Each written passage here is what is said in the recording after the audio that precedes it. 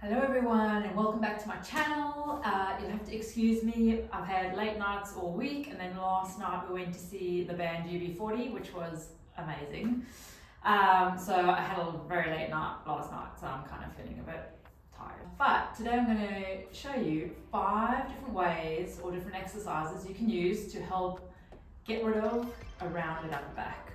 So a few reasons why it's not good to have a rounded upper back would be that your back's rounded and you're trying to do anything overhead, you're not going to be able to get good movement through your shoulder. Whereas if you had a better position through the upper back, your arm's going to freely move overhead, which is going to help your shoulder joint out. If you're trying to do any overhead stuff when your shoulder can't move freely and your upper back's rounded, it's going to cause issues in your shoulder, impingement, bursitis, tendonitis and things over time potentially. So you always want to work on your upper back mobility if you're starting to feel a bit rounded, or just in general to avoid roundedness as we age. So first things first, we're going to use, most of these aren't going to need any equipment, but the first one's going to be with a foam roller. So we're going to use this guy.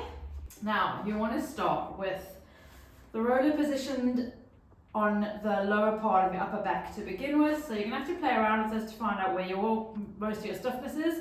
So you're going to try and focus on the areas of stiffness. Just start in that lower upper back region, and then you're going to have hands behind your head just to take tension off your neck. And then all you're going to do, keeping your pelvis on the ground, and you want to focus on keeping your ribs down. You don't want to get your ribs flaring up when you do this, because then you're just getting the movement here and it's not actually happening at the joints where you want them. Keeping the ribs down, keeping your pelvis on the ground, you are going to extend over the roller, and oh my goodness, this feels amazing. You should feel a nice sort of like stretch happening in that joint space that the roller is sitting on, and you just want to take it to where it is manageable and where you don't let the ribs flare up, so you want to avoid that. Keep them down, and then when you get to that point, just take a couple of breaths. Breathing down into this area, not up into your chest. Trying to relax on the exhale, and then slowly just coming up, and then you're going to shift about 1 inch down, so we're going to target a different joint now, and you're going to be moving that roller up the back, and then onto another joint above the one you just did. Using that breath, just doing 2 breaths in the one position. And then coming back up, moving up. So now you're going to get to that point where you're kind of between the shoulder blades a little bit. Just keep moving through the upper back, and you might find there's a point where it's really tense. There'll be some points that maybe aren't as tense, or maybe you just tense all the way through. And I would just say try to focus on spending a bit more time on those areas that are a bit more tense, and that'll help just get some of that stiffness in those joints reducing. And ideally you want to be doing these exercises every day if you can. That's just going to get you the quickest results. And now you want to make sure you're not sort of going up onto the neck. So once you kind of hit just above the shoulder blades, you kind of don't really want to go much above that point where the top of your shoulder blades are, because then you're starting to get into your neck joints, which you don't want to do this on. So make sure, you just go to that point where you are at the top of your shoulder blades and no higher up. So you would just do that for basically however long felt good. You know, if it's not a comfortable position for you, then maybe don't spend as long on it to begin with until it starts to feel a bit easier. Listen to your body and just do what feels good, but take a couple of breaths at each sort of space joint that you're on, and then just, you want to move up literally like that much with each sort of like segment that you're moving up the roller. Give that a go, I promise you it feels amazing. Disclaimer, if you have quite bad osteoporosis, don't do this one. There'll be other ones that you can do instead. So the next one we're going to do is going to be using something that's like coffee table height. You might get away with the couch, doing this on a couch if you've got a couch that's sort of a little bit high, whatever you can find that's sort of roughly this height. You want that in front of you, and then you want to be kneeling on the floor, on a cushion, or these foam pads are amazing. They're very soft and comfortable for knees that are a bit achy. So make sure you've got something underneath your knees, and you're just going to be kneeling down. And what you want to do is have your elbows resting on here. Arms or hands are going to be clasped behind your neck. Now you want to be looking ahead with this. Try not to have your head hanging down. We're going to try and keep your neck in a pretty upright position. Sit back towards your heels. Keep looking forwards. Gently sitting back. You're going to start to feel a nice stretch and lengthening in through either your triceps or just sort of like through the shoulder blades, and then into that upper back area is where you want to feel it. Get to that point where you feel a nice stretch, hold it there and take a couple of breaths. Now you want to be breathing down into this area, not up into your chest. Now once you've taken 2 breaths, just coming up, rest out of it, and then you're going to sink back down again. So trying to get, you're aiming for this area, trying to get that extension happening or neutral, whatever you can do, and you're actually trying to feel the stretch in this area here between the shoulder blades, in the middle of your back. So take it to that point, couple of breaths.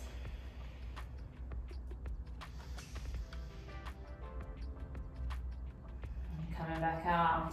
Now I would just repeat that for a number of repetitions, whatever feels good for you basically. Don't force it, but you know, anywhere up to like 10 repetitions of that with a 2 breath hold in the bottom is going to be awesome. And yeah, just really focus on where you're getting that feeling. You want to feel it up into the upper back. Make sure your neck's looking ahead and you're not flexed through the neck, because you're trying to encourage that extension through that whole spine, which is the neck's going to impact what the upper back does basically. So give that a go. I promise you it feels amazing. All right, this next one is going to be very familiar for most of you. Might be called different things. I call it a cat camel. It's basically getting your spine to move through flexion and extension, the whole spine moving together, and it's just going to help mobilize those joints, get them moving, and trying to get your spine to work better for you and get rid of some of that upper back roundedness. So you're going to start in this position on your hands and knees. If you need something under your knees, put a cushion there or something if you need it. You want to aim your knees to be under your hips and your wrists to be under your shoulders, so you've got a good sort of like right angle at the joints here. And then what you're going to do is you're going to try and extend down. So when you extend down, you're going to try and tilt your pelvis forwards. So you're tilting this way, you're getting that extension, and you're going to also be looking up. So you're encouraging that upper back to extend. So really when you're doing this part of the movement, you're actually really focusing on this part of the back, more so than your lower back. You might have excessive movement through your lower back where you can really extend. Like I have quite a lot of extension through my part here, the thoracolumbar junction, which is where your upper back meets your lower back. So I actually have to work a lot on focusing on not getting all my extension from here and trying to get it from the upper back, which is where you want to get it from. So when you're doing this, really trying to focus on that. So you're trying to really dip. It's almost like you're trying to draw your chest down and you're trying to get that extension happening in the upper back. And looking up is going to help that. That's putting your neck into extension, which encourages your upper back to move into extension. So that feels like I'm getting a nice stretch into extension in my upper back. And how it might look if you were maybe not getting it from the upper back and getting it all from the lower back would be like this. This is what you want to avoid. You're trying to do it and you're just basically doing this. My pelvis is really tilted, I'm looking up, but I don't feel like I'm getting much into my upper back here. So that's what you want to avoid, rather try and focus on really drawing your chest down and trying to get extension into that upper back area. And then you're going to move from there into flexion. So you're going to tuck your chin. You're going to now bring your pelvis under. So it's rocking down that way. And now what the focus wants to be is, because you obviously have more than enough flexion through your upper back and it's quite stuck there, you actually want to focus the flexion part on this part of your spine. So where that upper back meets the lower back, and all the way through the lower back is where you want to try and get a bit of flexion happening. So this will be challenging as well. Tuck in the chin, tuck in the pelvis, and now we're trying to focus on flexing through here predominantly because we've got more than enough at the top. And then we're going to move back into that extension, focusing on the upper back. And moving into flexion, focusing on the lower back. And you can breathe through this the whole time. I mean, obviously you're going to be breathing, but focusing your breath on where it's going. Always trying to breathe down into the abdomen rather than up into your chest.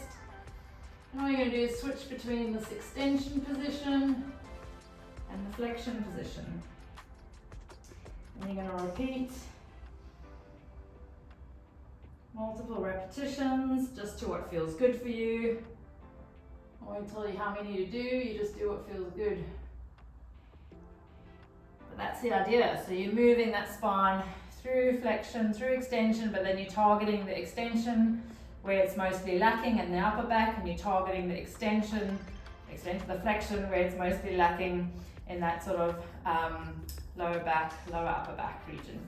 So that's the cat camel. Some ways that you can make that a little bit better for you so you know what you're doing, because we think we're doing something, and then if you actually look at yourself doing it on a video or something, you might be like, I totally wasn't extending there. So video yourself from the side, see what your spine's doing, see what you need to work on, see where you can maybe change it a bit.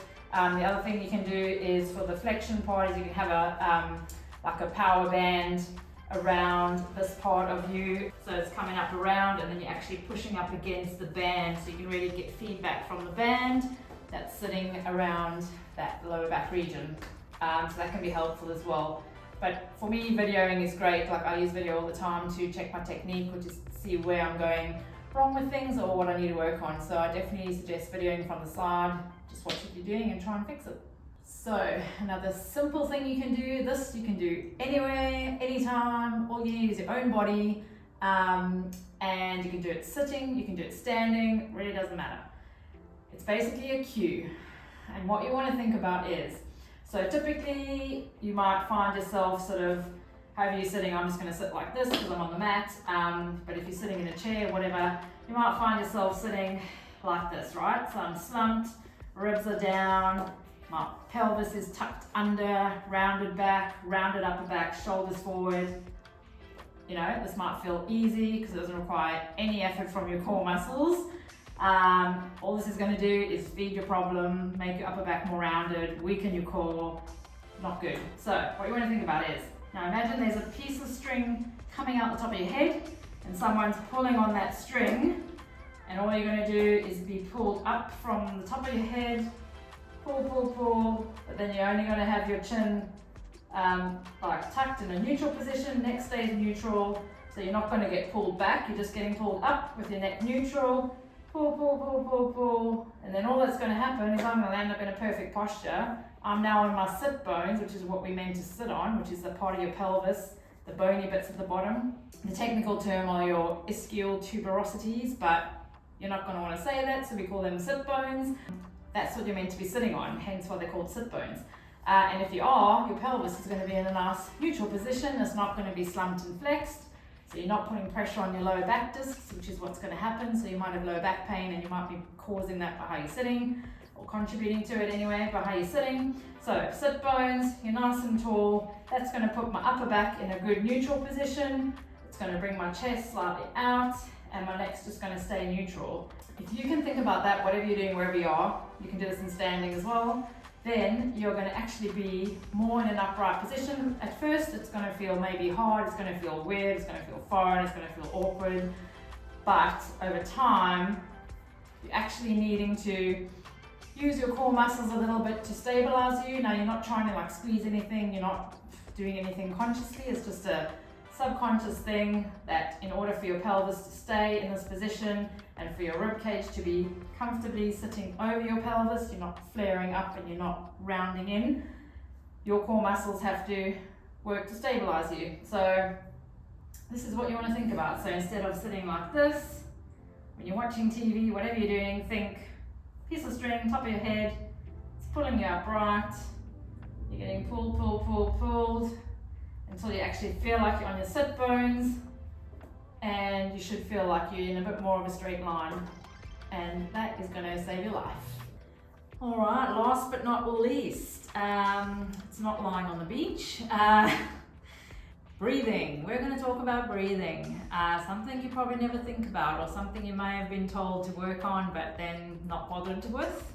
A super important part of having a better functional body, having a better posture, having less aches and pains, getting rid of lower back pain, getting rid of upper back pain, getting rid of neck pain, heaps of stuff. Breathing is like the critical part of the puzzle that will help you with any tension that you have in your body.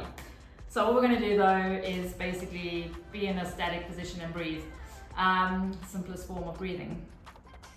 So what we're going to do is lie on our backs with our knees bent. Firstly, make sure that your shoulder blades are as flush as they can be against the ground. Might be hard for you if you have a rounded upper back, and you'll need something underneath your head. Now, my back's okay, so I'm pretty flush, comfortable, but if you have a rounded upper back, you are going to be in this position when you lie on your back, because you don't have that flexibility in the upper back to put you in a neutral position. So I can guarantee you, if you have a rounded upper back right now, get a cushion, get something under your head. You might need something pretty decent height if it's really bad, or if it's just subtle, you might just need a low cushion. But what you want to look for is putting something under your head that enables you to get into a comfortable position, and for your neck to be neutral. So your chin wants to be tucked back a little bit, and you actually want to feel like you're on the back of your skull, at that sort of pointy out bit there. So if you can do that with the cushion under your head, great. You also want to feel like your pelvis is pretty neutral and you're not kind of like in that position. So the middle of your pelvis at the back is your sacrum. You want to feel like the ground is really comfortably up against your sacrum, which is right at the back of this point. So you want to feel like you're flush against the ground there, and if you are, your ribs should be down, shoulder blades comfortable. So that's the setup, right? Then all we're going to do is, now the easiest way to get feedback for yourself is hand on the belly button, hand on the chest, and you're going to breathe. So just take normal breaths and then try to see where your breath is going. So which hand is moving more for you when you're breathing in? Are you getting lots of rising and falling of the chest? Are you getting like the bottom hand starts and then the chest takes over? Or ideally what you want to get is really just your bottom hand moving with each inhale, and this filling up as if it's filling up with air, right? So that is the goal. So no matter what you're getting initially, you actually want to try to focus on getting breath into the bottom hand. So we're trying to get movement into this part of your body. So imagine that your abdomen is a balloon, and with an inhale, you are trying to blow that balloon up in a 360-degree direction. So you're thinking you should get rising of your belly in a nice dome shape. You should get rising out to the sides through those lower ribs. And then you should get a little bit of pressure in through your lower back into the ground, out the back. So that's like the balloon blowing up with the inhale. And then just deflating with the exhale.